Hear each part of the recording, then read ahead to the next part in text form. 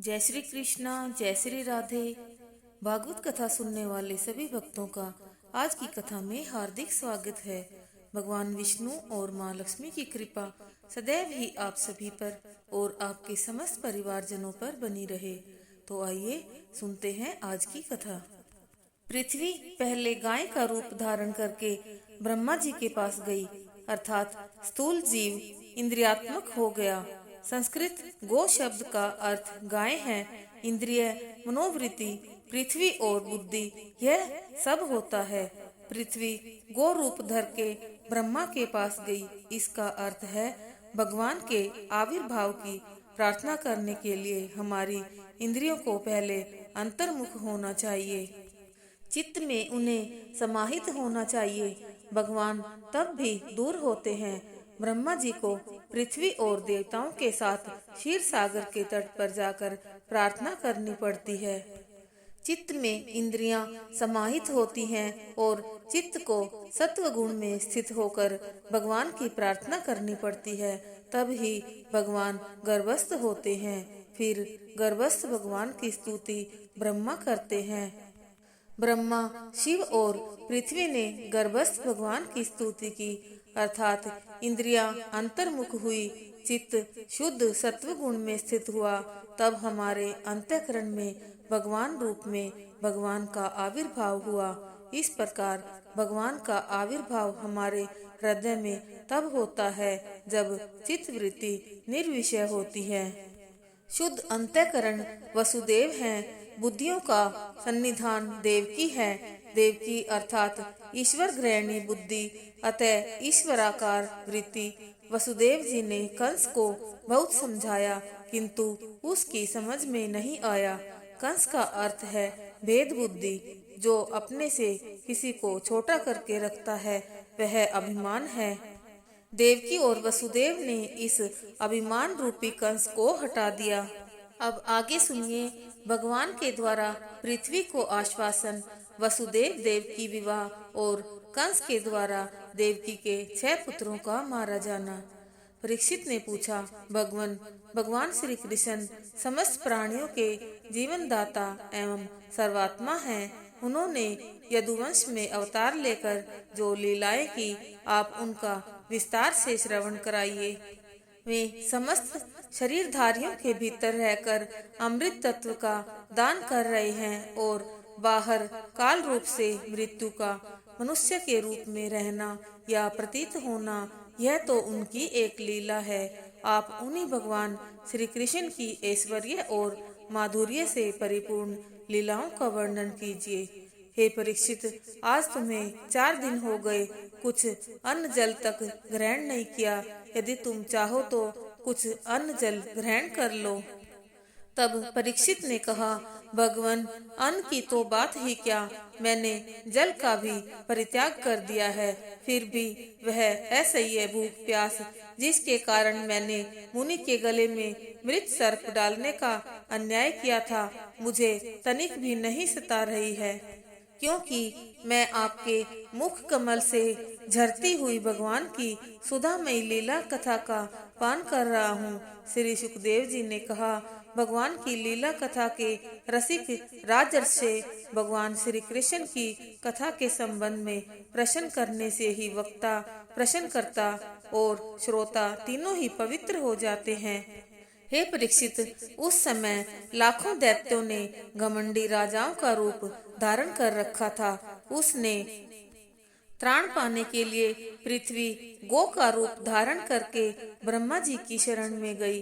ब्रह्मा जी भगवान शंकर और स्वर्ग के प्रमुख देवताओं को साथ लेकर पृथ्वी के साथ क्षीर सागर के तट पर गए।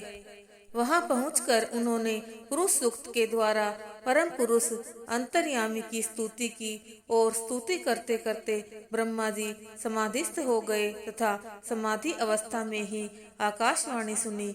ब्रह्मा जी ने कहा, देवताओं, मैंने आकाशवाणी सुनी है।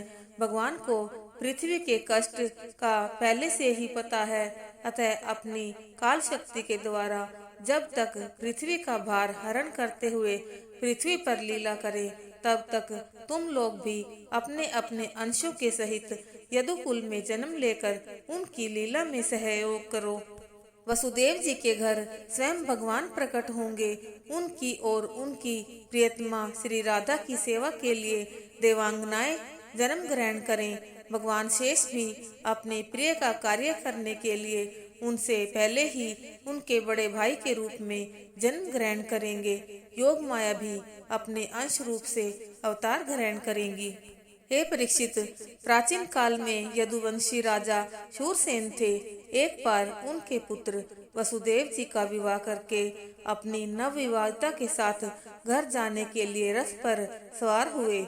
उग्रसेन का पुत्र कंस अपनी चचेरी बहन देवकी को प्रसन्न करने के लिए उसके रथ के घोड़ों की रास पकड़कर स्वयं हाँकने लगा। मार्ग में उस समय आकाशवाणी ने कंस को संबोधित करके कहा, अरे मूर्ख, तू जिसको रथ पर बैठाकर ले जा रहा है उसके 8वें गर्भ की संतान तुझे मार डालेंगी। कंस बड़ा पापी था।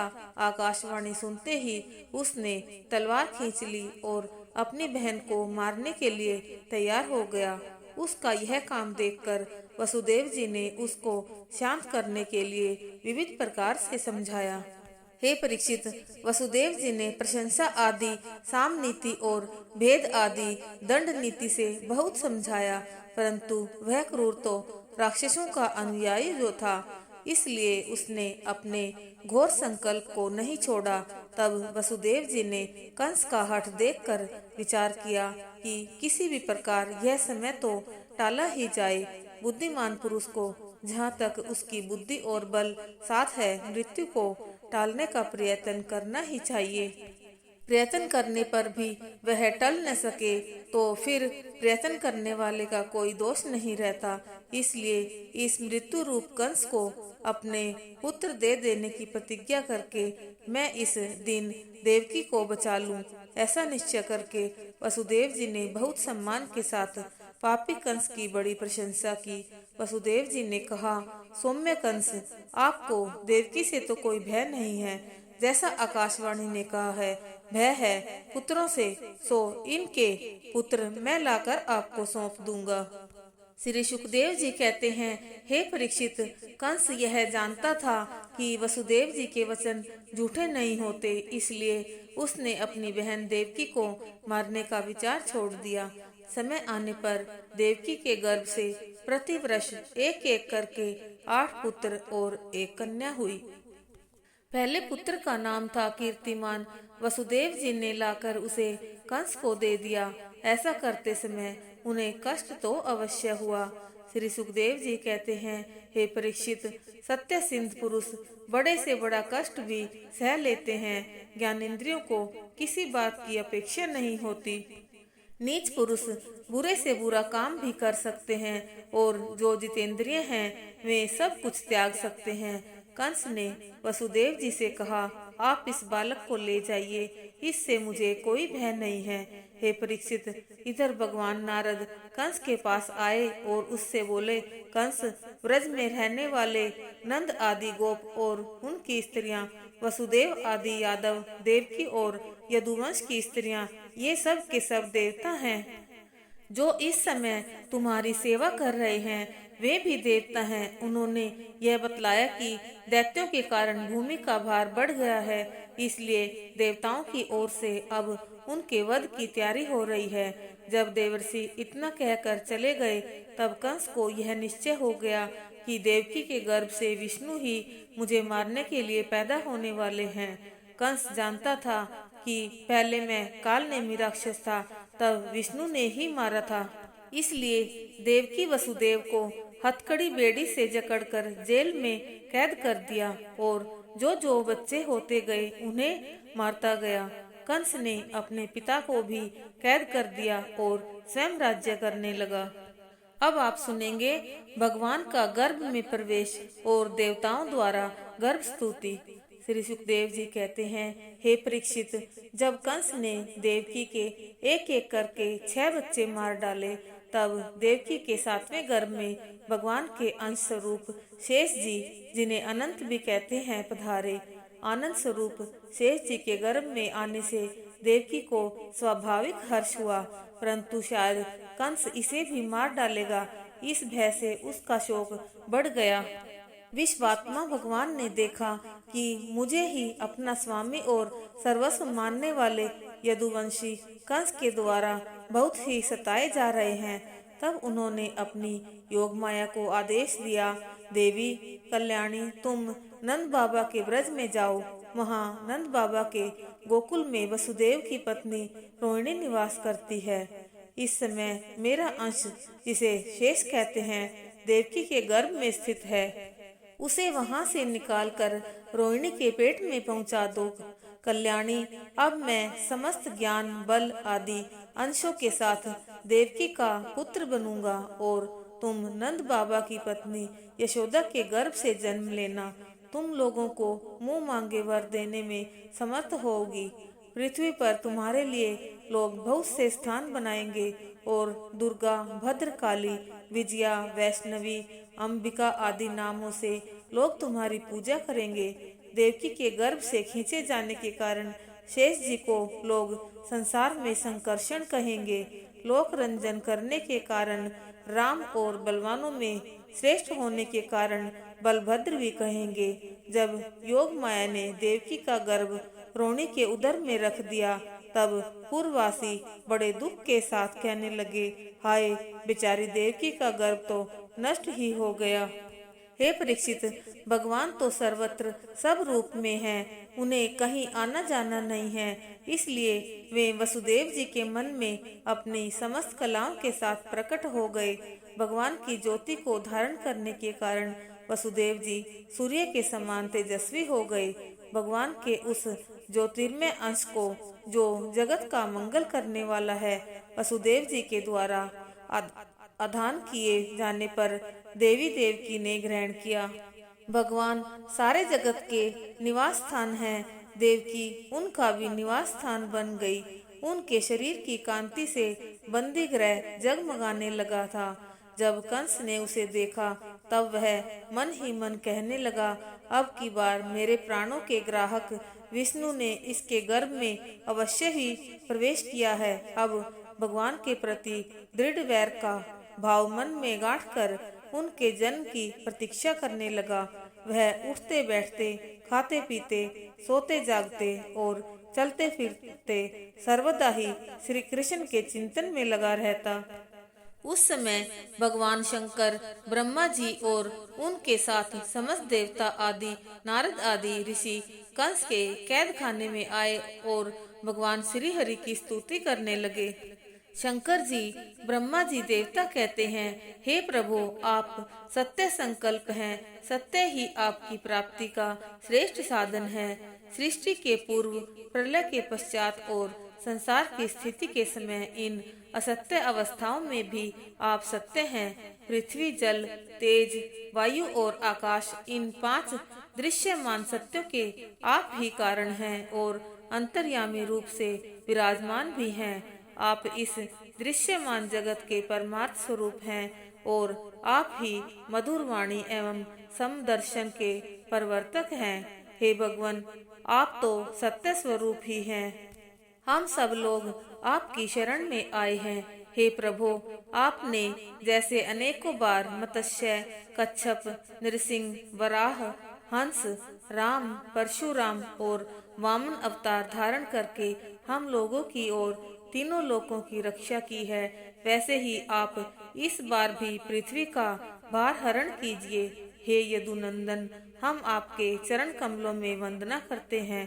देवकी को संबोधित करके, माता जी, यह बड़े सौभाग्य की बात है कि आपकी कोख में हम सब का कल्याण करने के लिए स्वयं भगवान पुरुषोत्तम अपने ज्ञान बल आदि अंशों के साथ पधारे हैं। अब आप कंस से तनिक भी मत डरिए। इस प्रकार देवगण स्तुति करके स्वर्ग को चले गए। आज की कथा यहीं संपूर्ण होती है। बोलिए विष्णु भगवान की जय। बोलिए श्रीमद् भागवत महापुराण की जय। बोलिए सुखदेव जी महाराज की जय। आइए अब करते हैं भागवत जी की आरती।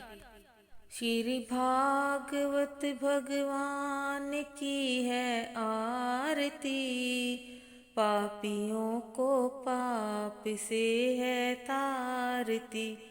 श्री भागवत भगवान की है आरती, पापियों को पाप से है तारती।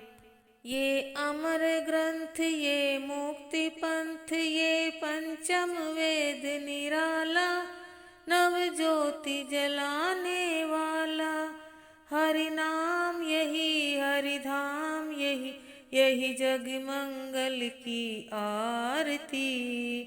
पापियों को पाप से है तारती। श्री भागवत भगवान की है आरती, पापियों को पाप से है तारती। ये शांति गीत पावन पुनीत, पापों को मिटाने वाला, हरि दर्श दिखाने वाला। यह सुख करनी यह दुख हरनी, श्री मधुसूदन की आरती। पापियों को पाप से है तारती। श्री भागवत भगवान की है आरती, पापियों को पाप से है तारती। ये मधुर बोल जग फंद खोल, सन्मार्ग दिखाने वाला, बिगड़ी को बनाने वाला। श्री राम यही घनश्याम यही, यही प्रभु की महिमा की आरती। पापियों को पाप से है तारती।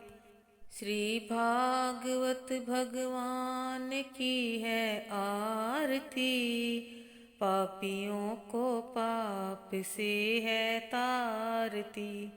पापियों को पाप से है तारती। जय जय श्री राधे, जय जय श्री राधे, जय जय श्री राधे श्याम।